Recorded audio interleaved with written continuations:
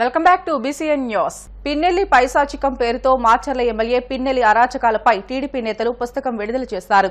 ఈ సందర్భంగా టీడీపీ నేతలు దేవినేని ఉమా, బొద్దా వెంకన్నలు మాట్లాడుతూ మాచర్ల నియోజకవర్గంలో వైసీపీ మారణ హోమం సృష్టించిందని ఆవేదన వ్యక్తం చేశారు.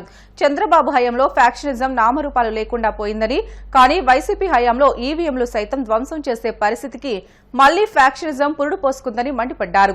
వైసీపీ నేతలు అన్నింటిలో దోపిడీయే పనిగా పెట్టుకున్నారని, ఎక్కడ ఏ చిన్న పని జరిగినా వాళ్లకు వాటా ఇవ్వాల్సిందేనని ధ్వజమెత్తారు. ప్రజల్లో తిరుగుబాటు వచ్చేసరికి ఏం చేయాలో తెలియక పిన్నెల్లి పారిపోయారని ఎద్దేవా చేశారు.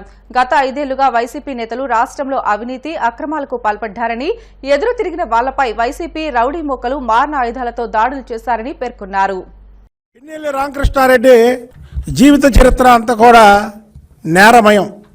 నేరమయం అంటే హత్యలు, దోపిడీలతో పాటు విగ్రహాలు కూడా దొంగతనాలు చేసే వృత్తి గల పిన్నెల్లి రామకృష్ణారెడ్డి. ఆయన్ని అధికంగా వైఎస్ రాజశేఖర రెడ్డి, తర్వాత అతని తనయుడు జగన్మోహన్ రెడ్డి ఇద్దరు కూడా అతిగా ప్రేమిస్తారు. ఎందుకంటే ఇతనికి ఉన్నటువంటి ఏమున్నాయంటే ఈయన దగ్గర దోపిడీలు, దొంగతనాలు, హత్యలు ఉన్నాయి. కాబట్టి ఆ తండ్రి కొడుకులు ఇతన్ని పెంచి పోషించి మాచర్లలో 2004 నుంచి 2019 వరకు అతనికి ఎదురు లేకుండా అతనికి కావాల్సినటువంటి డబ్బు ఎలా సంపాదించుకోవాలి, దోపిడీ ఎలా చేసినా సరే మాచర్లో ఒక సపరేట్ చట్టం, దానికి పిన్నెల్లి రామకృష్ణారెడ్డిని మీడియా ముఖంగా ఒక ఛాలెంజ్ చేస్తున్నా. నువ్వు దేవుడి గుళ్ళో విగ్రహాలు దోచుకోలేదని, దేవుడి మీద ప్రమాణం కాదు, ఎందుకంటే దేవుడి విగ్రహాలే నువ్వు దోచుకుంటే దేవుడి మీద ప్రమాణం చేయడం నీకు పెద్ద ఈజీ.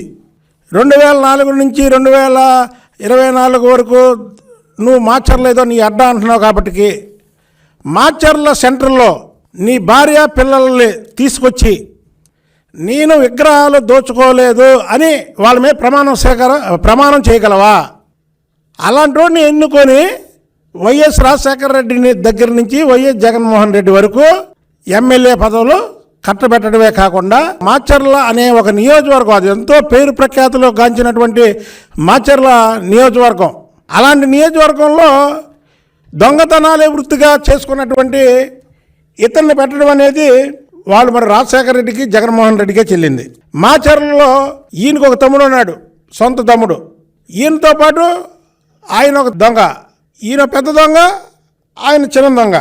ఇద్దరే కలిపి మాచర్ల నియోజకవర్గంలో మారణ హోమం సృష్టించారు. చాలా పోలింగ్ బూతుల్లో రీపోలింగ్ జరిగేది మా చిన్నప్పుడు. ఇవాళ రీపోలింగ్ ఎక్కడ జరగల, ఒక్క మాచర్ల నియోజకవర్గంలో జరుగుతుంది. ఎందుకు? అతను అక్కడ ఉన్నటువంటి ఈవీఎంలు కూడా పగలకొట్టే దుస్థితి. ఆ ఈవీఎంలో తెలుగుదేశం పార్టీకి 18 ఓట్లు అయితే 7 ఓట్లు ఫ్యాన్లకు ఉన్నాయి. అది ఇతని మీద ప్రజలకు ఉన్నటువంటి వ్యతిరేకత. ఎన్నిటికీ సమాధానం ఉంటుంది. 2024 తర్వాత ప్రజల చేతిలో సమాధానం ఉంటుంది. నువ్వు మాచర్లలో హీరోయిజం చేయడం కాదు, రేపు కూటమి ప్రభుత్వం వస్తుంది, నువ్వు చక్కగా తిరుగు, ప్రజల్లో తిరుగు. మా పార్టీ వాళ్ళు ఎవరు ఏం చేయం మేము నిన్ను. మాచర్ల ప్రజలే నిన్ను గ్రానైట్ రాళ్ళతో నీకు బుద్ధి చెప్తారని తెలియజేస్తాను. 2 లక్షల ఆదాయంతో ప్రారంభమైన పిన్నెల్లి రామకృష్ణారెడ్డి 2000 కోట్లకు ఎలా ఎదిగాడు? జగన్మోహన్ రెడ్డి నేర సామ్రాజ్యంలో ఇదో కేస్ స్టడీ. ఏదైతే స్థానిక సంస్థల ఎన్నికల్లో నామినేషన్లు ఎవరితో వేయనివ్వకుండా ఏకగ్రీవంగా గెలిచిన తర్వాత జగన్మోహన్ రెడ్డి వాళ్ళ ఎమ్మెల్యేలకు చూపించా అంట ఒక మోడల్ కేసుగా. పిన్నెల్లిని ఆదర్శంగా తీసుకోండి, ఇవాళ ఏ విధంగా స్థానిక సంస్థలు మున్సిపాలిటీని గెలిచాడో ఆ విధంగా మీరు అందరూ కూడా రాబోయే ఎన్నికల్లో పనిచేయాలి అని జగన్మోహన్ రెడ్డి చెప్పాడంటే ఇక ఏ స్థాయిలో ఈ అరాచకం, ఇటువంటి కేస్ స్టడీస్ అన్నీ కూడా బయటకు వస్తాయి త్వరలోనే.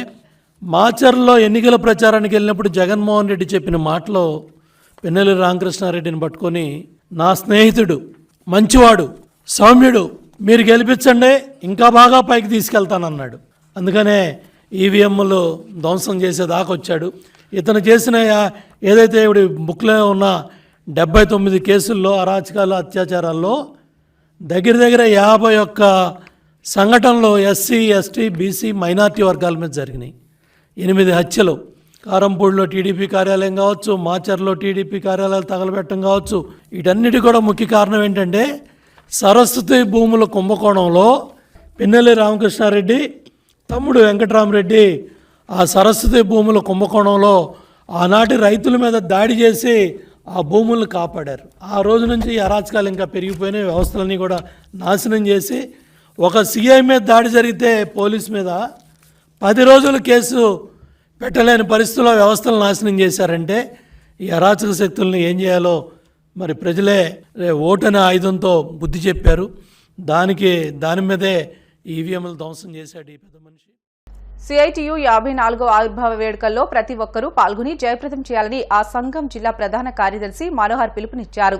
కడపలోని సిఐటియు కార్యాలయంలో ఏర్పాటు చేసిన మీడియా సమావేశంలో ఆయన మాట్లాడుతూ సిఐటియు కార్మికుల పక్షాన అనేక పోరాటాలు నిర్వహించిందని అన్నారు. ఈ నేపథ్యంలో ఆవిర్భావ దినోత్సవ సందర్భంగా జరిగే జెండా ఆవిష్కరణలు, సభలు, సమావేశాల్లో ప్రతి ఒక్కరూ పాల్గొని జయప్రదం చేయాలని ఆయన కోరారు. ఇదే స్ఫూర్తితో రానున్న కాలంలో సిఐటియు ఆధ్వర్యంలో కార్మికులు తమ సమస్యల పరిష్కారానికి సన్నద్దం కావాల్సిన అవసరాన్ని గుర్తించాలని కోరారు. సిఐటియు 54వ ఆవిర్భావ దినోత్సవం మే 30 రేపు ఉదయం జిల్లా వ్యాప్తంగా జెండా ఆవిష్కరణ చేసి సభలు, సమావేశాలు నిర్వహించాలని చెప్పి సిఐటియుగా జిల్లా కమిటీగా పిలుపునిస్తూ ఉన్నాం. 1970లో త్యాగం పోరాటం అనే నినాదం ద్వారా వెస్ట్ బెంగాల్ కలకత్తాలో సిఐటియు స్థాపించబడింది. కాబట్టి రేపు ఆవిర్భావ దినోత్సవం సందర్భంగా పెద్ద ఎత్తున కార్యక్రమాలు చేయాలని చెప్పి చెప్పదలుచుకున్నాం. ఎందుకంటే 54 సంవత్సరాలుగా కార్మికుల సమస్యల మీద, కష్టజీవుల సమస్యల మీద రాజీ లేనటువంటి పోరాటాలు సిఐటియు నిర్వహించింది. అటు ఎన్నికల కాలంలో కావచ్చు, ప్రకృతి వైపరీత్యాలు కావచ్చు, లేకపోతే ఫ్యాక్టరీ లాకౌట్ అయినప్పుడు కావచ్చు, వర్కరు కష్టాల మీద, కాంట్రాక్టు అవుట్సోర్సింగ్ ఉద్యోగుల మీద, స్కీమ్ వర్కర్ల సమస్యల మీద, కరువు కాటకాలు వచ్చినప్పుడు అనేక సమస్యల మీద సిఐటియు రాజీ లేనటువంటి పోరాటం నిర్వహించడంలో అత్యధికమైనటువంటి కీలక పాత్ర సిఐటియు పోషించింది. ఆ తరుణంలో 54వ ఆవిర్భావ దినోత్సవం జిల్లా వ్యాప్తంగా 36 మండలాల్లో పెద్ద ఎత్తున ఆవిర్భావ దినోత్సవాన్ని జయప్రదం చేయాలని చెప్పి చెప్పదలుచుకున్నాం. కాబట్టి నాయకత్వం అందరూ కూడా సన్నద్ధం కావాలి.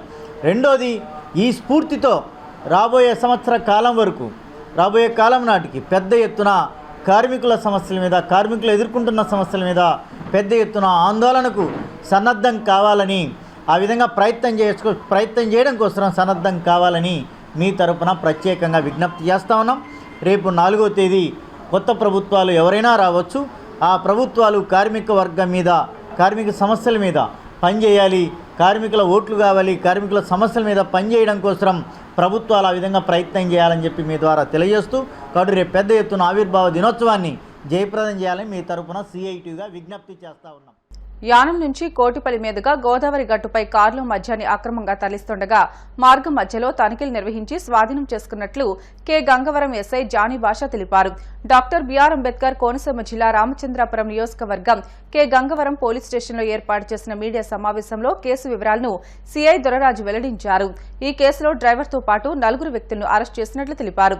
పట్టుకున్న మద్యం 16 లీటర్లు ఉంటుందని సిఐ తెలిపారు.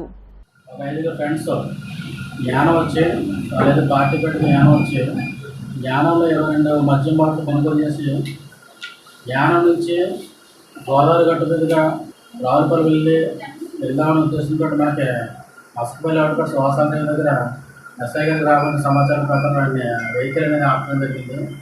దాంట్లో వెహికల్ అనేది కొత్తగా Skoda car T0324 AP 5987T అంటే కంగ్రాచులేషన్ కొత్త కాలంలో 5 ఫ్రెండ్స్ 22 బాటిల్లో యానంలో తీసుకుని వెళ్తుంటే ఇంటర్సెప్ట్ చేసుకొని పట్టుకుని వెరిఫై చేస్తే దాంట్లో 22 మద్యం బాటిల్ ఉన్నాయి.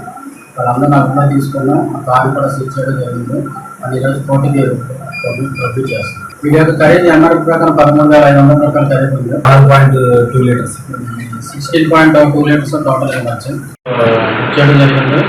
దాంతోపాటు మద్యానికి ఉపయోగించిన కార్ని కూడా కేసులో భాగంగా సీజ్ చేసాం. ఈ 5 కూడా జ్యుడిషియల్ రిమాండ్కి ఈరోజు పంపిస్తాం.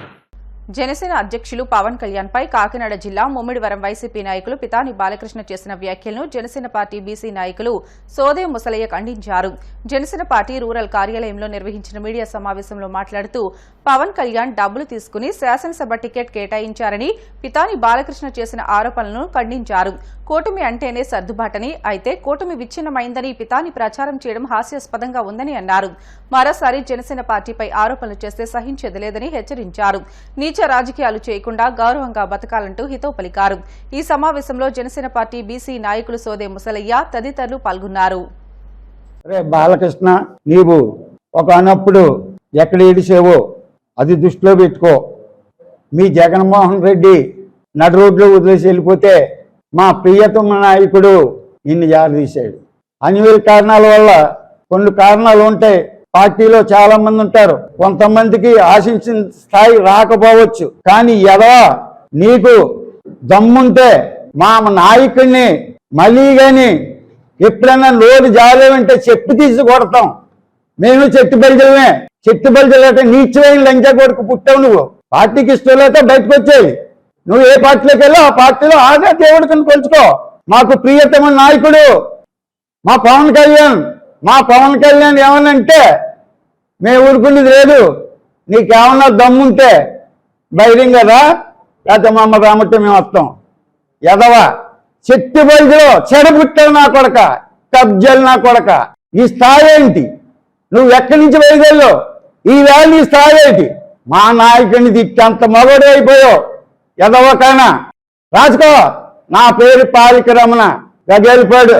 నా డోర్ నెంబర్ కూడా కాకపోతే రాసుకో. ఎదవా రారానికి ఏమైనా దమ్ముంటేండి, లేకపోతే చెప్పి నా కొడక మేము వస్తాం. ఈరోజు పితాని బాలకృష్ణ గారు డిబేట్ లో మాట్లాడుతూ నోటికి ఇష్టం వచ్చినట్టు మాట్లాడుతున్నారు. పిలిచి ఒక ఎమ్మెల్యే టికెట్ ఇచ్చి నువ్వు పని చేసుకోరా బాబు నాయన అంటే గెలవడం చేత కాదు. కానీ ఇలా దిక్కుమడి యాదవ్కి పవన్ కళ్యాణ్ గారి మీద నోటికి ఇష్టం వచ్చినట్టు మాట్లాడుతున్నావు. కనీసం ఆ నియోజకవర్గంలో కార్యకర్తలను కలుపుకొని కానీ, లేదంటే అక్కడ ఉన్నటువంటి చిన్న చిన్న నాయకులను కలుపుకొని కానీ కలిసి పనిచేయడం రాదు. స్థితిగతి లేని దిక్కుమాలి ఎదవ. ఇలాంటి ఎదవలు కూడా ఉండి ఇలాంటి ఎదవలందరూ చేరి పవన్ కళ్యాణ్ గారిని చెడుపుదాం అన్న దురుద్దేశంతో వచ్చారు. కానీ నిజంగా పార్టీకి నిబద్ధతతో పనిచేసి ఈ సమాజానికి ఉపయోగపడాలని పనిచేసి ఎదవ కాదు. అందులో మొట్టమొదటి ఎదవ ఎవరైనా ఉన్నారంటే ఈ పితాని బాలకృష్ణ ఎదవ. మీరు దయచేసి ఖాళీగా ఉన్నాం కదా అనేసి నోటికి ఇష్టం వచ్చినట్టు వాగితే మా దగ్గర కూడా మేము కూడా చాలా మంది పని అయిపోయి ప్రస్తుతానికి ఈ 4 రోజులు ఖాళీగా ఉంటాం. చాలా దురుసుగా, చాలా ఎక్కువగా నోటికి అదుపు లేకుండా ఎలా పడితే అలా మాట్లాడగలను. గుద్ద నోరు మూసుకొని మీ పని మీరు చేసుకోండి. నోటికి ఇష్టం వచ్చినట్టు మాట్లాడగా గుద్ద పగిలిపోద్దని ఈ సందర్భంగా తెలియజేస్తూ సెలవు తీసుకుంటున్నాం. పితాని బాలకృష్ణ నోటి జారు డిప్లైంది. దాని గురించి ఇప్పుడు మేము కౌంటర్ ఇస్తున్నామండి. ఒరే పితాని బాలకృష్ణ, నీకు విషయం తక్కువ, విజ్ఞానం తక్కువ, పాయింట్ టు పాయింట్ మాట్లాడడం రాదు. ఒక డిబేట్కి వచ్చే ముందు ఏం మాట్లాడాలి, ఎలా మాట్లాడాలి అనేది తెలుసుకుంటారా. వివరం తెలియకుండా వచ్చి మాట్లాడడం సరికాదు. డబ్బులు తీసుకున్నారు, పవన్ కళ్యాణ్ గారు డబ్బులు తీసుకొని టికెట్లు ఇచ్చారని అంటున్నారు. వాస్తవం అయితే నిరూపించండి. అదే వాస్తవం అయితే 2019లో మీరు ఎంత ఇచ్చారు పవన్ కళ్యాణ్ గారికి? ఎంత ఇచ్చి మీరు టికెట్లు కొనుక్కున్నారు? జనసేన పార్టీలో 2019 నుంచి 2014 నుంచి కష్టపడిన వాళ్ళు ఉన్నారు, 2019 నుంచి కష్టపడిన వాళ్ళు ఉన్నారు. అప్పటి నుంచి ఇప్పటి వరకు కూడా నిబద్ధతతో వినయంగానే పార్టీకి సేవలు చేసుకుంటూ వచ్చాం. మీలా నిలకలు లేకుండా రాజకీయాలు చేసే తత్వం మాది కాదు. మీ వల్ల జాతి మొత్తానికి చెడ్డ పేరు వస్తుంది. ఇంకోసారి కానీ పార్టీ మీద కానీ లేదా పవన్ కళ్యాణ్ గారి కోసం కానీ ఏమైనా తప్పుడుగా మాట్లాడితే పద్ధతిగా ఉండదు. ఇదే నేను చెప్పేది. వార్తలు ముగించే ముందు ముఖ్యాంశాలు మరొకసారి. వైసీపీ కౌంటింగ్ ఏజెంట్లకు వైసీపీ ప్రధాన కార్యదర్శి సజ్జల దిశానిర్దేశం. కౌంటింగ్ విషయంలో అప్రమత్తంగా ఉండాలంటూ సూచన.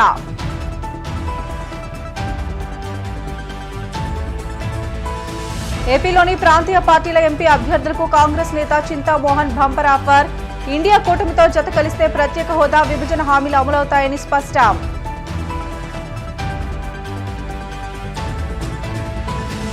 కౌంటింగ్ ప్రక్రియ సజావుగా సాగేందుకు సహకరించండి. రాజకీయ పార్టీల నాయకులను కోరిన కడప డీఎస్పీ మహమ్మద్ షరీఫ్.